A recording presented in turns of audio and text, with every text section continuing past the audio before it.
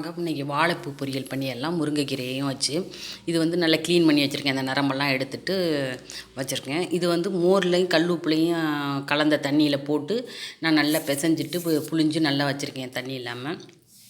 இந்த பாருங்க அது மாதிரியே வச்சுருக்கேன். அப்போ தான் கருத்து போகாது. மோர் கல் உப்பு போட்டு அதுக்குள்ளே தண்ணிக்குள்ளே போட்டால். இதுக்கு வந்து தேவையான இதுகளை பார்த்திங்கன்னா கொஞ்சோண்டு எண்ணெய் ஊற்றிங்க, 1 ஸ்பூன் சீரகம், 4 காஞ்ச மிளகாய் காரத்துக்கு, 2 வெங்காயம் அரிஞ்சு வச்சுங்க. இது வந்து முருங்கைக்கீரை உருவி ஒரு கட்டு வச்சுங்க. ஒரு தேங்காய் மூடி வச்சுக்கலாம். வாழைப்பூ நீ வாங்கிட்டாலே வந்து ஒடிச்சிட்டாலே வாங்குற மாட்டாங்க, அங்கங்கே ஒடிச்சுக்குவாங்க. அதில் உடனே வந்து இது முருங்கைக்கீரை ஒரு கொத்து பறிச்சுக்கிட்டு வந்துடுவாங்க.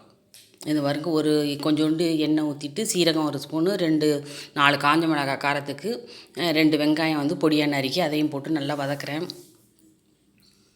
இப்போ நல்லா இது க்ளீன் பண்ணிவிட்டு அரிஞ்சிட்டு மோர் தண்ணியில் போட்டிருக்கோம்ல கல் உப்பு போட்டு அதை நல்லா புழிஞ்சிட்டு இதில் போட்டு இந்த எண்ணெயில் போட்டு நல்லா வதக்கணும்.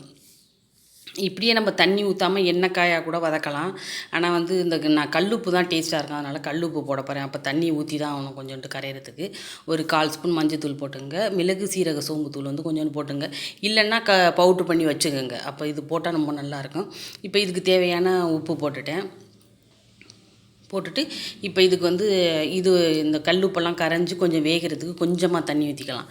நிறையா ஊற்ற வேணாம், கொஞ்சமாக ஊற்றிக்கிட்டு இது வந்து நான் இந்த வாழைப்பூவும் அந்த முருங்கைக்கீரையும் காம்பும் வந்து நல்லாயிருக்கும். தொட்டுக்கிறதுக்குன்னா அது நல்லா இருக்குமா என்னென்னு சொல்ல முடியாது. ஆனால் நல்ல வயிறுக்கு நல்லது, வாய் வயிறு புண்ணுக்கெல்லாம் ரொம்ப நல்லது. அப்படியே உப்பு போட்டு மூடி வச்சிடணும். மூடி வச்சுட்டு இந்த முருங்கைக்கீரையை போட்டு நல்லா கழுவிட்டு அதில் லாஸ்ட்டாக தான் போடணும். முருங்கைக்கீரை நல்லா வெந்து இறக்க போகிற 1 நிமிஷத்துக்கு முன்னாடி போடணும். முருங்கைக்கீரையிலேயே நிறையா இரும்பு சத்து இருக்குது, ரொம்ப நல்லது.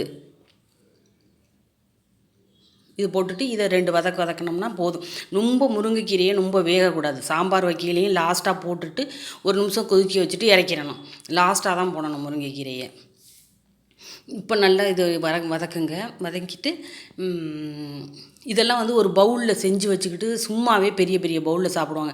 கஞ்சிக்கு நல்லாயிருக்கும். மற்றபடி சாம்பாருக்கெல்லாம் வந்து கருவாடு, அது வாழைக்காவோ உருளைக்கிழங்கோ வச்சுக்கலாம். இதை வந்து ஒரு தொட்டுக்க மாதிரி வச்சுக்கலாம். இது ரொம்ப நல்லது. ஒரு வாரத்துக்கு ஒரு திருப்பு சாப்பிட்டோம்னா ரொம்ப நல்லது. வேலை ரொம்ப இது, ஆனாலும் ரொம்ப நல்லது. இப்போ நல்லா வதக்கியாச்சு. இப்போ வந்து ஒரு முடி தேங்காய் வந்து இளந்தேங்காய் இருக்கிறத போட்டால் ரொம்ப நல்லது. தேங்காயும் ரொம்ப நல்லது வாய் புண்ணுக்கெல்லாம்.